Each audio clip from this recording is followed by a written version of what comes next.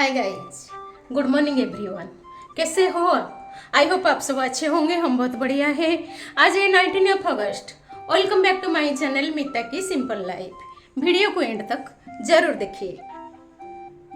दोस्तों, स्वागत है आपका हमारे मिलिट्री ब्लॉग सीरीज के नए एपिसोड में। आज हम बात करेंगे एक ऐसी रेजिमेंट की जो सिर्फ भारत ही नहीं बल्कि दुनिया भर में अपने करेज, डिसिप्लिन और डेयर डेविल ऑपरेशंस के लिए मशहूर है।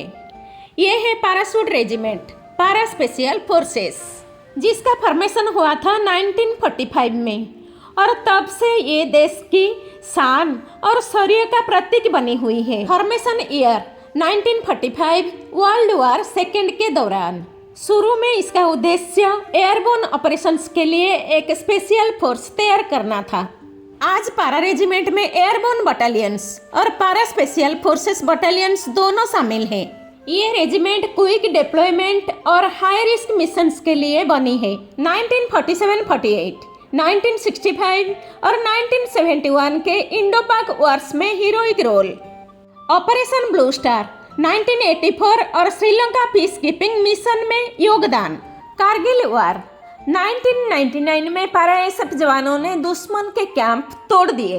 काउंटर टेररिज्म सर्जिकल स्ट्राइक्स और क्रॉस बॉर्डर ऑपरेशंस में उनके रोल लीजेंडरी है। पैराशूट रेजिमेंट का हेडक्वार्टर बेंगलोर में है। इनकी पहचान है मैरून बैरेट, जो उनके इलाइट स्टेटस का प्रतीक है। सिर्फ वही जवान यहाँ तक पहुँचते हैं जो सबसे कठिन फिजिकल और मेंटल टेस्ट्स पास करते हैं। और दोस्तों, इनका मोटो भी कमाल का है, man apart every man and emperor. मतलब यहाँ का हर सोल्डर अपने आप में एक महाराजा है। पैराशूट रेजिमेंट इंडियन आर्मी की एयरबोर्न इन्फेंट्री रेजिमेंट है और पैराशूट ब्रिगेड को सबसे पहले 29 अक्टूबर 1941 में बनाया गया, जिसमें 151 ब्रिटिश और 152 इंडियन और 153 गोरखा बटालियन शामिल थी।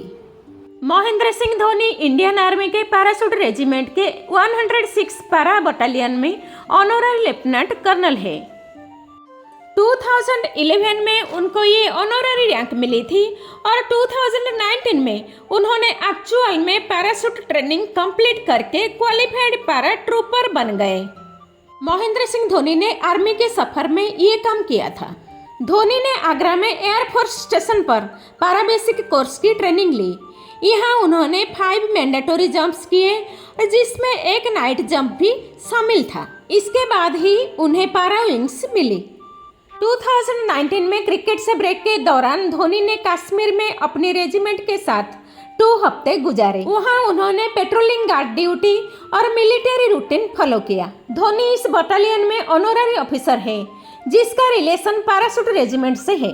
धोनी ने अपने प्रेजेंस से आर्मी के जवानों को मोरल बूस्ट किया और यंग जनरेशन को आर्मी ज्वाइन करने के लिए इंस्पायर किया। मतलब धोनी ने पैराशूट रेजिमेंट में एक क्वालिफाइड पैरा ट्रूपर बनकर ट्रेनिंग और ड्यूटीज की थी और ऑनररी ऑफिसर होने के नाते उनका रोल ज़्यादा इंस्पिरेशनल और सेरेमोनियल भी था। पैराशूट रेजिमेंट इंडियन आर्मी का अपना स्पेसिफिक डॉग स्क्वाड नहीं होता।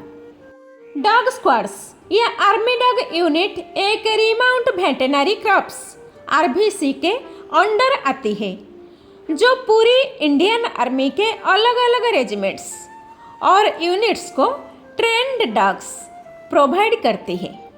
पैराशूट रेजिमेंट और पैरा स्पेशल फोर्सेस अपनी ऑपरेशंस के लिए आरवीसी के ट्रेंड डॉग्स यूज करते हैं। ये dogs mainly explosive detection, tracking, guard duties और सर्च एंड रेस्क्यू ऑपरेशन में लगाए जाते हैं। पैरा स्पेशल फोर्स के टॉप मिशन में specially trained dogs, German shepherds, Belgium Malinois, Labradors deploy किए जाते हैं, जो कमांडो के साथ जंप भी करते हैं और पैराशूट ट्रेनिंग के साथ। मतलब पैराशूट रेजिमेंट के पास डेडिकेटेड डॉग स्क्वाड नहीं होता, लेकिन उनकी यूनिट को आरबीसी डॉग स्क्वाड्स अटैच किए जाते हैं जब जरूरत हो। 1941 में ब्रिटिश इंडियन आर्मी ने पैराशूट ट्रूप्स बनाने शुरू किए। 1945 तक वर्ल्ड वॉर सेकेंड के दौरान भारत के पास एक इंडिपेंडेंट पैराशूट ब्रिगेड ग्रुप था, जिसमें infantry battalions, artillery engineers, medical और सिग्नल्स यूनिट्स शामिल थी। ये ट्रूप्स बर्मा कैंपेन और दूसरे थिएटर में लड़ाई के लिए तैयार किए गए थे। 1945 में वर्ल्ड वॉर सेकेंड के खत्म होते ही ब्रिटिश इंडियन आर्मी काफी बड़ा हो गया था, जिसमें लाखों सोल्डियर थे। अब जंग खत्म हो चुकी थी, इसीलिए इतने बड़े फोर्स को मेंटेन करना ब्रिटेन के लिए फाइनेंशियली और एडमिनिस्ट्रेटिवली मुश्किल था। इस वजह से लार्ज स्केल डीमोबिलाइजेशन शुरू हुआ। वॉर के तुरंत बाद इंडिपेंडेंट पैराशूट ब्रिगेड के बहुत से बटालियंस को डिसबैंड कर दिया गया। सिर्फ कुछ सिलेक्टेड बटालियंस को रखा गया क्योंकि उनकी जरूरत अब भी स्ट्रेटेजिक रिजर्व के तौर पर थी। 1946-47 तक पैराशूट ब्रिगेड एक छोटी एलाइड फोर्स बनकर रह गई। दोस्तों, क्या आप जानते हैं इनकी सबसे बड़ी खासियत क्या है? यही है कि इनकी परमानेंट ड्यूटी एक जगह फिक्स नहीं होती। ये एयरबोर्न और स्पेशल फोर्सेस है, यानी इन्हें जहां जरूरत पड़े वहां तैनात किया जाता है। मुख्य तौर पर इनकी ड्यूटी इन जगहों पर रहती है: Jammu and Kashmir, LOC and counter terrorism, आतंकवाद विरोधी ऑपरेशंस, काउंटर इंसर्जनीस, सीमा पर इनफिल्ट्रेशन रोकना, north east India, Nagaland, Manipur, Assam, Arunachal, insurgencies और मिलिट्री से निपटना, high altitude areas, Ladakh, Siachen glacier, Arunachal, Himalaya, China और पाकिस्तान बॉर्डर पर तैनाती, desert and plains, Rajasthan, Punjab, Gujarat, Pakistan border के पास desert warfare, UN peace keeping missions foreign countries, Congo, Lebanon, Sudan आदि में भी पारा रेजिमेंट ने पार्ट लिया है।